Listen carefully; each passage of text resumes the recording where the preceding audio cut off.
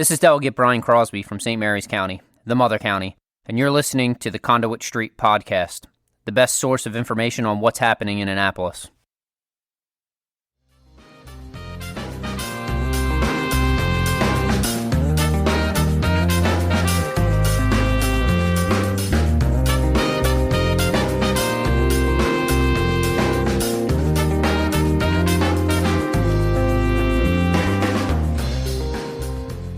Hello and welcome to the Conduit Street Podcast. Kevin Kinnally here with Michael Sanderson. Today on the podcast, we're going to talk about schools. We're going to talk about COVID's effect on schools. We're going to talk about how they handled the pandemic. We'll talk about plans for reopening safely, making sure that it's equitable for everyone. And to do that, I think we have no better guests than the Executive Director of the Maryland State Education Association, Sean Johnson, and President of the Maryland State Education Association, Cheryl Bost. So, Michael, I'm really excited to get into this today. I think we have a lot of issues that overlap, especially when we're talking about getting back from COVID, how we responded to the pandemic, and making sure that we can provide safe spaces for our students to get back to school, to get back to in-person learning. And I'm really excited to talk about it. I also am excited to get into the communications aspect. But Michael, I'm excited to hear about how both of us are working to get back to quote-unquote normal. I'm not sure how much of the recent past or the months ahead are going to be truly normal, but this really did feel like a good time to get this perspective really from some of the people who have been asked so much to serve during these difficult times. So really, really happy to have Cheryl and Sean join us today.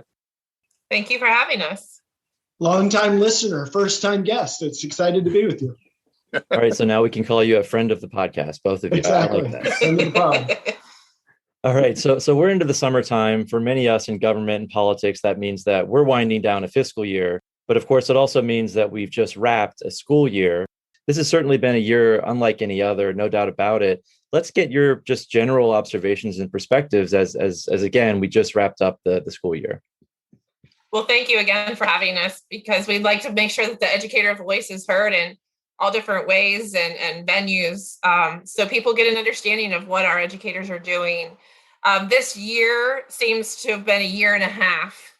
When schools closed on March 13th, 2020, it seems like we've been ongoing since then of different decisions of closing our buildings, opening to virtual, summer programs, hybrid, all kinds of new names in our vernacular for what we've been through. But through it all, we totally appreciate and commend all of our educators who stepped up. Like I said, when schools closed March 13th, March 16th, that next Monday, our cafeteria workers were still serving meals, and we've served millions to families and students. Our custodians were keeping our buildings clean.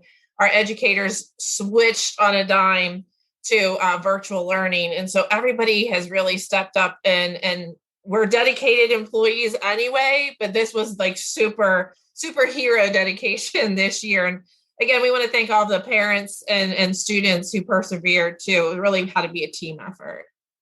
No question, this has been very trying, but the mission is so important, right? We owe so much to the children in our schools that this isn't one you can just let slip by. So, the call goes out for educators to find a way and for parents to do the same, and over time for children to try and adapt to a different learning circumstance and a different set of communications and so forth. It's been difficult for everybody, but it's sort of, it's a necessity. We need to keep kids moving along and progressing.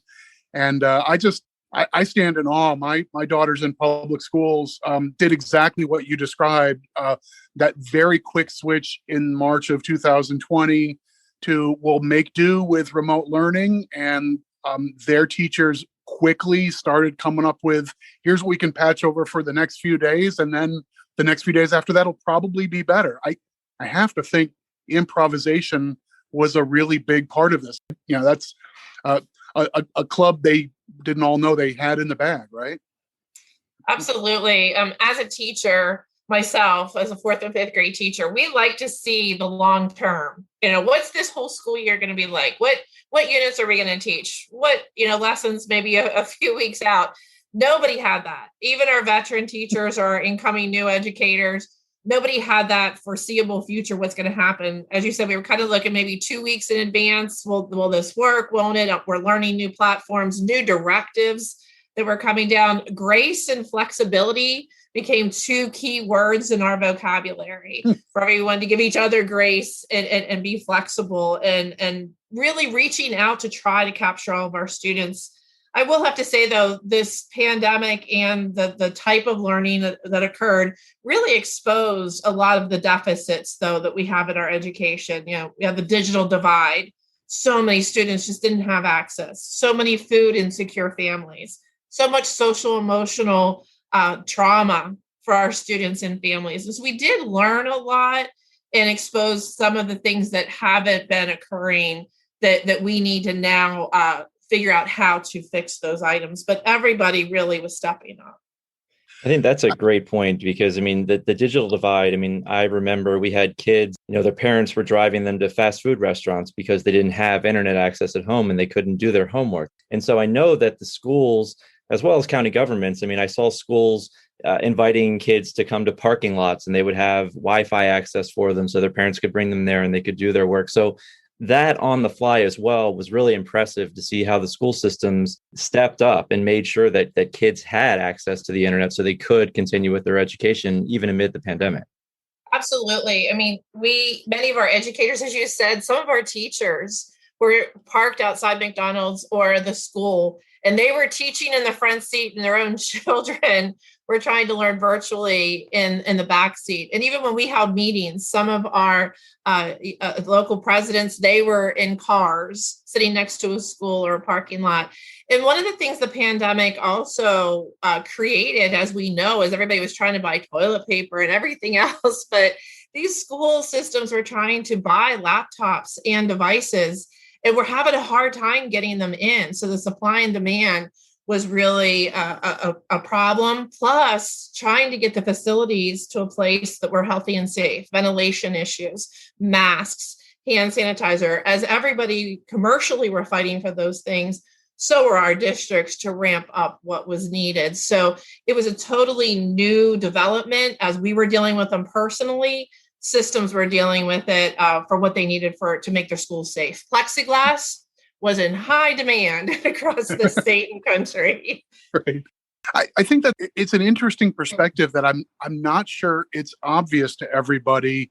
That I think almost anybody who's a listener of this podcast, the kind of people who are interested in state and local policy and politics, are at least generally aware of this idea of the digital divide and ways where we probably were systematically not fully ready for this pandemic. And, everybody had to pull through it. But a lot of that conversation probably has been at the institution level, thinking about, does this school system have the buildings and facilities it needs? Or does this particular school building have the capacity to handle what it needs to?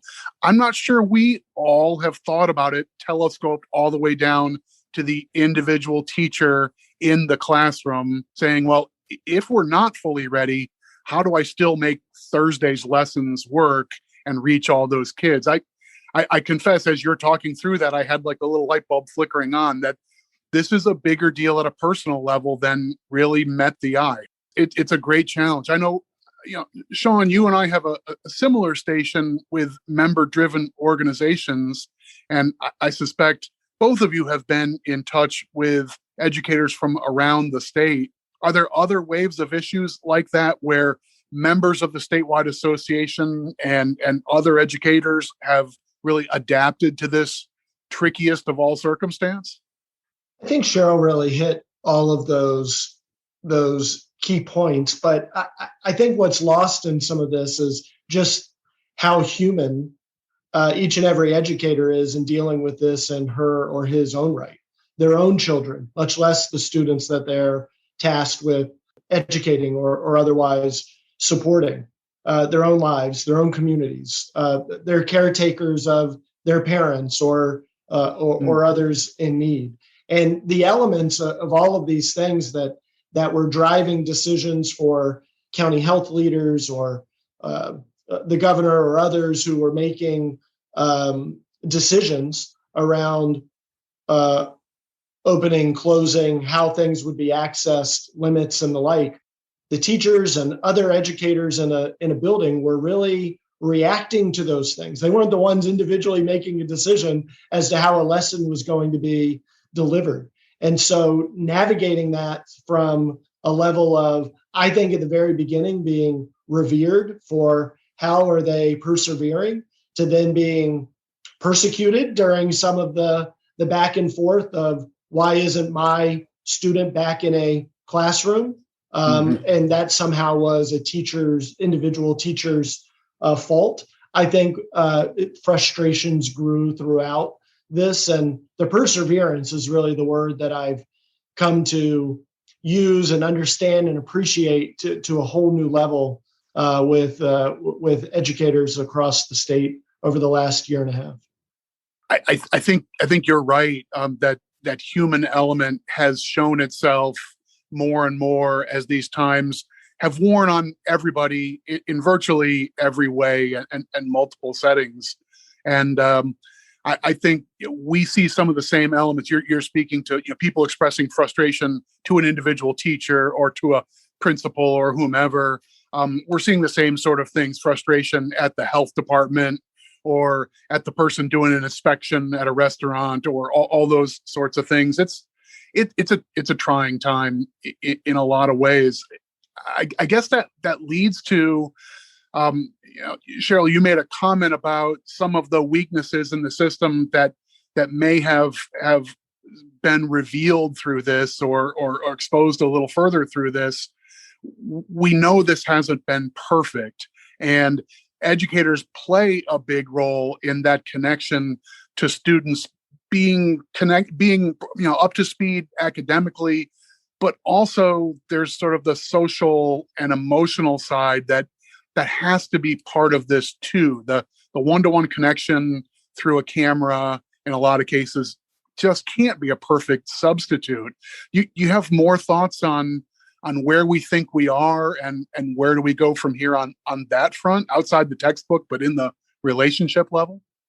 Well, we can all, I think, agree that the best education that we're going to be able to provide our students is in the classroom with our educators. As a very veteran teacher, the relationship and the energy exchange between students and teachers, and even when they see the bus driver in the morning, that can change their entire day because they have a relationship with somebody. Those are critically important to the work that we do. And so we were getting a glimpse into the lives of our students, but it wasn't the same connection. And in many cases, our students were sometimes in environments that weren't conducive to their learning and their social emotional health. And we just didn't have the resources or the capability to actually go and provide services. So we are excited at the investment that we're seeing from the federal government and state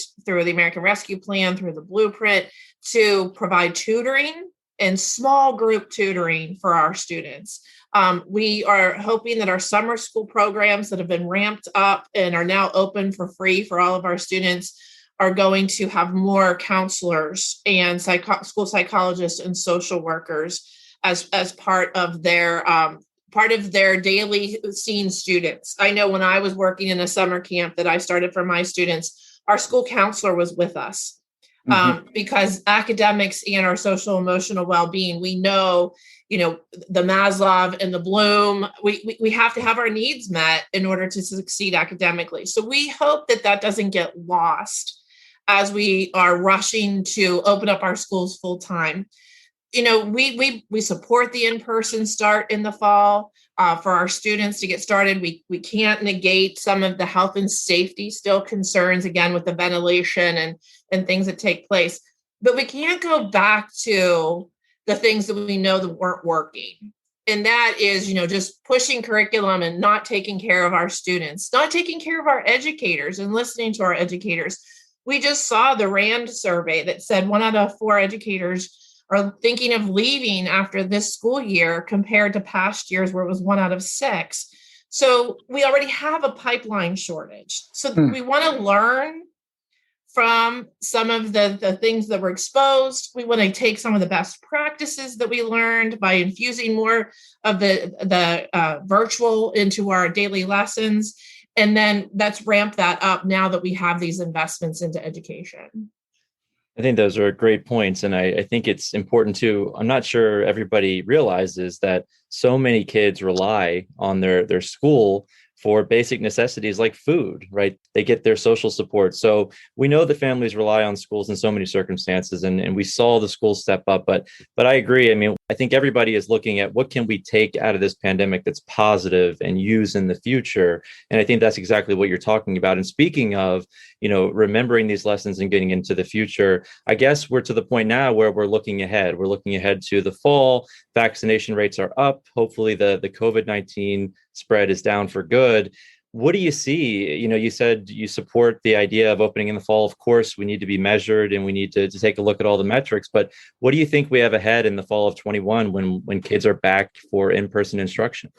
I think overall, again, we have to look at health and safety. We can't just throw everything out and say, oh, we're back to normal.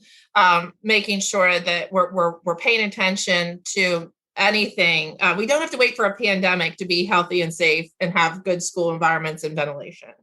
That should be a basic that we provide. We shouldn't have to wait for trauma before we're working with students, with counselors and school psychologists. And then we will have to take some time and figure out through the tutoring and other things how we do make up for some students who we didn't get to see during this time and make up for some of that lost learning. But I also think we have the opportunity now to infuse digital platforms better into our delivery of education and what students can work on at home. And so that's going to take an investment in devices. We think all students and all educators should have a one-to-one device, because now we're not just going to take all those laptops and put them back in the school and say, now at home, you're without the digital connection. We're going to have to make that work. It's no longer a luxury. It's a necessity that our students are learning in a digital environment, and all of our educators have that. I mean, if you think about it, to go back to that human nature, our educators went home, took their devices, they used their own cable network, their own internet hookup, many of their own devices in many cases, and they did that. And we now have to figure out how can we make that more sustainable for everybody. I'll jump in just to say that the plan forward has to be mindful of what we learned, but we also can't just be prepared for the last war. We need to be mindful for whatever circumstances. As Cheryl said, health and safety isn't just a pandemic response. That's a good rule of thumb, generally speaking.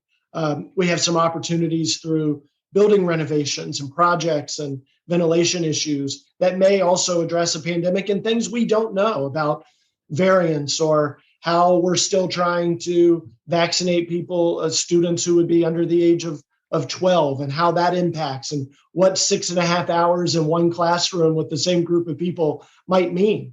Those are things we're still learning. But getting to a place where that can be a safe and healthy place and normal is the place that we are anxious to get to, no doubt about it. I think that frames this conversation well as we sort of shift gears from where we've just been into next steps. And I'm interested, Cheryl, you made mention of, we know there's an influx of federal funds built around recovery from the health circumstances and the weird economy we're in, and that a sizable share of that is meant to bolster education offerings during that time. We also know that Maryland has made a commitment through the blueprint for what the next decade or so ought to look like in terms of what we owe our school children, in terms of what the teaching profession ought to look like. And I'm really interested in your thoughts to some degree as the follow through from this troubled time we've been in, but also what can we be excited about in the years to come? Can we kick off a little bit on that? Absolutely. I mean, that's a great place to go because it is exciting times. we are going to go back to school, and what will that look like? And how are we going to get students acclimated back in to our classrooms and our educators and looking at that? But I think the investment that we are going to make in community schools that we see in the blueprint and I think can be enhanced by the American Rescue Plan, where services are at the hub of the school. So a needs assessment is done, and it's done with families, educators. And so those schools can offer some of those mental health services, some of those medical services and wraparound services. And I know that's an insider term for wraparound services, but that means that you're attending a club or academic support after school. You're doing some fun, exciting things in the summer. So those community schools can begin to build that structure as we come out of the pandemic. The other thing I think we have to look at is, how are we going to support filling vacancies that we're going to see through teacher shortages?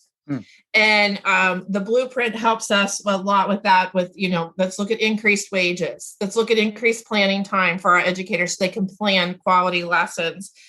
We need to better diversify our teaching force. We need to recruit and retain educators of color. And so how can we work with our HBCUs in the state, our strong HBCUs and other universities? All of this is a chance to transform our education system to best meet the needs of our students. Education isn't the same as when we were all in school.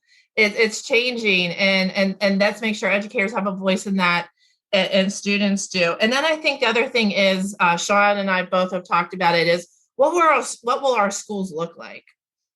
Can we use the Built to Learn Act, and can we use some of the American Rescue Plan to not only take care of the health and safety and indoor air quality, but making sure that all students have science labs so we can, be promoting the STEM programs and just really bolstering the facilities that for so long have been neglected. But Sean, I'm sure you have some other exciting things to add. I do. I actually have a lot here, and you touched on some of them, Cheryl. I'll use a good government word of synergy of all of the things that are made possible, I think, through a combination of the blueprint for Maryland's future. Michael, you set it up, I think, correctly in the lens that it's in with the American Rescue Plan and whatnot. That really helps jumpstart some of these needed resources immediately to address pandemic-related academic and social emotional issues, which I think Cheryl documented really well. But while the blueprint passed, that passage also does enact the Built to Learn Act, which gets us moving on critical school construction related matters, which are jobs, which are not just great outcomes of school buildings that are learning conditions and working conditions for students and educators, but jobs in our local communities. The General Assembly also had moved on settling the longstanding court battle related to our historically Black colleges and universities. So think of the potential overlap of what Cheryl noted about the need to diversify the educator pipeline with a renewed commitment and investment in our HBCUs as a way to really facilitate that type of collaboration. We have not seen meaningful collaboration in the K-12 to community college to 4+ year universities in terms of addressing this chronic issue of a teacher shortage. Maryland, this is not new. A pandemic has not hit Maryland, and now all of a sudden we have a teacher shortage.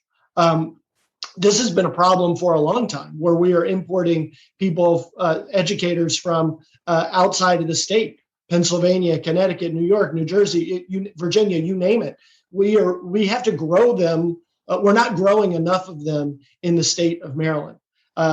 I think as we were doing some of the tours around the state over the last few years, I would get to a particular county. I remember doing a discussion in Hartford County, and they were looking at hiring a certain number of new educators in the year to come. And I said, half of the eligible seats of what you're trying to grow was just created in the graduating class at Towson. Towson had the most graduates, teacher prep program graduates in the state. And that was just to cover half of the teaching force in Harford County. It's not nearly enough for what we are facing, what we know we need. And so the synergy of the opportunity to link how the blueprint can connect to so many other factors, sectors of our local governments, of our local economies, of our workforce, is very exciting, very exciting. And Michael, you and Kevin really tracked a lot of the blueprint stuff closely throughout the process. The other items related to early childhood education, related to career technology education. All of those are a great expansion and very exciting elements in and of themselves. Yeah, absolutely. I agree with both of you. And I think, that government word synergy, it really does apply here. And I hear what you're saying about community schools. And we've talked a lot about that and how so many families rely on all of these services. So let's get them in one place and let's give kids something to do after school. Let's keep them out of trouble. Let's make sure they have positive role models and activities. And then I think it's so important, like you said, for kids to have teachers that look like them, that come from where they come from, that know the community. So a lot of what you're saying, synergy really does apply. And I know that that's a lot of the goals of the blueprint. And we're talking about school construction as well. And of course, that is tied to the blueprint. And now that is gone into effect. You're mentioning earlier the need for ventilation and special equipment, and moving forward, that's not going to go away, right? We don't know what's going to happen with the variants, but generally, I think everybody could agree that having adequate, suitable ventilation is important. So how do you think that maybe, the Built to Learn Act incorporates some of those items as well? And is that something you want to make sure moving forward we can account for as an eligible expense, or making sure that those are incorporated into school development plans? I think so, definitely. I mean, when I was teaching at Mars Estates Elementary School in Baltimore County, we were dealing with the ventilation issue because it was a time where there was mold was the big thing. And, we put in plans across the district about teams that would walk through and check out ventilation and everything. And now we're into the point where this was an airborne virus and we were dealing with it. So we have to look at that indoor air quality and consider it part of the Built to Learn. And the American Rescue Plan also allows for some money to do that. We can't just say to educators, open up a window. Many of our classrooms don't have windows, or we can't say, well, just put a fan in there. It doesn't work, especially when you have, your preschool students and things like that. So we have to think bigger. It's not like our house where we can put a ceiling fan in and say, hey, we've created some air circulation. It's bigger. And I'm going to let Sean address some of where that cost is going to come from. Well, that's right. The American Rescue Plan absolutely does create some flexibility for addressing some of those issues. But even outside of the pandemic environment, we all know there have been these conversations about HVAC and heating systems that are available, air conditioning that's available and reliable. Yep, it's all been there. Cheryl notes classrooms without windows. Well, they're classrooms with windows that can't open. And so all of these things, whether it's as a part of targeting continuation of a pandemic response, Kevin, for a short-term reliance or usage of some of the capital project funds or targeted project funds, I think being able to really address this quickly is important. We cannot just say, we're going to address this ventilation problem over the course of the next 5 or 6 years. We need to be in a position to make sure that we have safe learning conditions immediately. And so if there are some adjustments that need to be done, and we already have the usage eligibility through the American Rescue Plan, but if there are additional adjustments that would need to be made in how money could be spent from the Built to Learn Act, we absolutely should be at the table fighting for that and talking about that. Yeah, I agree. And so I think everybody's looking at ARPA and trying to understand all the eligible costs. And we know Treasury is still, putting out guidance weekly. But generally, I think it does provide the schools and state and local governments with a lot of flexibility here, which we've been asking for. I have a question for you both. I mean, like Michael, I think mentioned earlier, we both serve members. We have 23 counties in Baltimore City, of course. And when the pandemic hit, of course, we're all, just struggling to make sure that everybody has all the information they need, that we're providing our members. with everything, the latest information. We do that through our blog, through the podcast, through whatever. But I think MSEA has 75,000 members, right? And I subscribe to all of your emails, and I get all the notifications. And I know you have a great in-house publication, Up the Street, which is awesome. But I also was getting notifications every single day, it seemed, that President Bost and Sean were going to do a Facebook Live event for this group or to reach teachers here. How was that effort? I mean, how did you guys come together and figure out how to keep everybody in the loop as to what was going on, especially with such a diverse group of members? And I'm sure members with all different sorts of opinions. And then they have parents that are also in their ear as well. So it's got to just be a monumental effort. But talk a little bit about how you ramped that up to make sure everybody was connected. Right. So just as our educators were turning on a dime to the virtual environment, we were figuring that out too, as to how can we get to our folks that are out in Garrett County, and the same as MACo, and reach everybody and address some of their concerns. And what we did find, though, is our districts and the State Department were lacking in information, and not overly surprising. And so we did become the go-to for our educators to get information. And we started somewhat similar to what you're doing. We did Learn More at 4, which was every Wednesday. We were on Facebook Live, and we were recording those. It then morphed into Educate at 8 as we started to do it a little bit later in the evening. And folks really looked to that as information. And we set up an email line where folks are emailing in any concerns. But we have strong local presidents in all of our locals. We don't represent Baltimore City, but we stay connected to the Baltimore Teachers Union that is there. But our local presidents and our staff throughout the state really worked hard. I mean, they were working on leave issues, memorandums of understandings to see what virtual environments would look like. And then, put on top of that, in Baltimore County, the ransomware attack just ramped up everything that was making people feel uneasy in that county.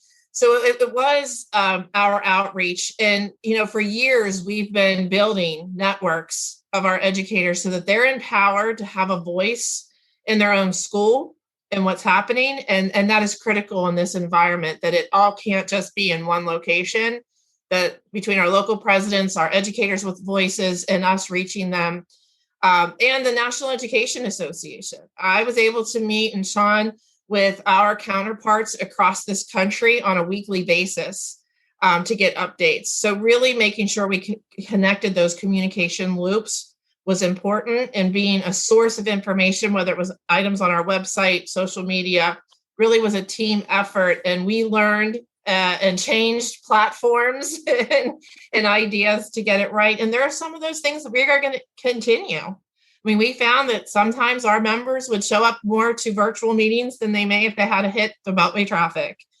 So we will continue some of those techniques. I'll add in just that it was interesting, challenging, that we were dealing with a global pandemic. Everybody was dealing with some of these items, but all the solutions were local. And so doing an Educate at 8 podcast is great, but you're not going to answer an individual educator's question satisfactorily, because how they were experiencing that issue in Carroll County was very different than Prince George's County. And so being able to really rely on, I appreciate both elements of what Cheryl noted, incredible local leaders, local presidents of our local affiliates, but I'll champion as the executive director of MSEA, the incredible staff network of people who work out of our Annapolis office, the creativity and communications from the best communication shop in the state, the work that was done in that regard to create meaningful content that was digestible. But the network in which that then gets delivered through. We have field staff in every corner of the state who had to be expert on their contracts and meeting individual needs of our members, while also understanding what's happening in Annapolis, what's happening in Washington, D.C. How is that going to impact the advice that I give on a leave issue, on a sick bank challenge, on a particular contract provision? And their ability, the capacity to navigate all of that. I was just in awe of them as a leader of the staff team and the networks that they are then required to build so they can organize themselves out of a job. The best thing that we have in the course of the 76,000 member association are our members and the individual building representatives who's that go-to person in my building who I know is going to have an answer for what the status is of this or how we can react to that. Making sure that those folks had information that was correct, that they could they could count on, and that they could work with their colleagues and their staff partners. And this was just an incredible display of capacity building and execution of delivery. I was really proud of the nimbleness that we were able to show and hopefully can continue to demonstrate. I'd add a +1 to that, particularly your comments, Sean, about your team rising to a great challenge. I felt very much the same thing with our association and our county government members and the professionals who serve the counties. Very much the same thing. Dozens and dozens of people exceeded expectations by stepping into broader roles than they were hired for, out of necessity, out of desire to help. And I don't think I could be much prouder of what we've seen just with all these people who have that public mission. So whether it's in the association or in the membership, I think we're of a similar mindset there. And Cheryl, your comments about some of these ideas carrying on. I mean, I don't like the cliche of silver linings, and it kind of feels too soon to be talking that way about an event that has been so destructive to our country and our society, and the world's not over this yet. But at the same time, there are going to be some innovations and some takeaways that may make our associations better and may make some of our local leaders better equipped for the next challenge and so forth. So we'll have that mindset as the time feels right for it. But I think those are really useful observations for our listeners. This is more than just figuring out ventilation. There were challenges that are more nuanced than that, right? Absolutely. Absolutely. And I think it pushed all of us beyond limits that we would have thought. I mean, who would have thought we had a General Assembly session completely virtual? But there are items that I think serve people in the far-reaching areas that can now contribute to their state government and not have to drive 3 or 4 hours to get there. I mean, there's some great things that we can continue and moved us forward as individuals and as a state. Well, that moving forward doesn't happen without the educators who drive the mission that we all care about. So for the years of the Kirwan Commission spending time talking about the outcomes that we want and the ways to promote better equity and ways to target areas that need additional help or resources, we know that none of those goals will get reached without educators who are in place with the tools they need in a setting that works and with a way to connect with their kids. That was our thinking in bringing you on as guests for this conversation. Nominally, the beat for us is, we represent county governments, but the audience for this podcast has turned into kind of a wide swath of people who care about public policy and Maryland politics and so forth. We've been, having conversations about the Kirwan Commission and the blueprint legislation and the fiscal and policy effects for a long time. I think this is a great compliment, and I can't say enough. My hat's off to the educators in Maryland who have shepherded our kids through this strangest time and who are really the foundation of what we want to do next. So this has been a really good conversation.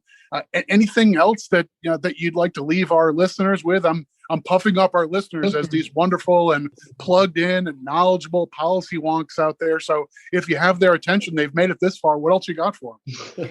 Well, I definitely, on behalf of our educators, I appreciate that. And we appreciate your support and acknowledgement. And we look to continue to partner and do great things together, as educators are the fabric. As Sean stated, our educators were home with their kids too, as they were trying to teach, just like everybody else was trying to work and trying to juggle all of those things. But I think as in moving forward, making sure that we include educator voice at every opportunity that we can, whether those are local boards of education, commissioners, councils, our state legislature. When we want to talk about education, let's talk to the folks that are delivering that education in the buildings. And if we do that, we can get a well-rounded look at what the issue might be, or when we're trying to move something. And educators are problem solvers, and we want to get things done, and we want to do things for the best of our students and our families. And so I just always want to encourage folks, put educator voices at the table. We're not scary. We aren't going to grade you. But we do have definitely a viewpoint and some expertise that we can offer to the conversation. I will say I'm not sure Sean's not scary, and at the testimony table with a glare over at you if you say something he doesn't like. But otherwise, I agree with you, and I echo Michael's comments. I mean, teachers absolutely are essential frontline workers and institutionally important amid this pandemic, and we all know how important they are, and this has just highlighted that. So thank you, President Bost. Thank you, Sean, for joining us today. And I agree. I hope we can partner more in the future. And I think everybody's voice should be at the table. Teachers certainly important when we're talking about stuff in school. So we appreciate your input today. Thank you so much for having us. Thank you both very much. All right. If you enjoy the podcast, please go ahead and subscribe. That way, all these episodes will be sent directly to the device of your choice. You can also follow along on social media, Facebook, Twitter, and then, of course, the Conduit Street blog. We will also make sure to include in the show notes MSEA's website, all their social media feeds, etc. But until next week, this is Kevin Kinnally signing off for Sean Johnson, Cheryl Bost, and Michael Sanderson, and we will talk to you soon.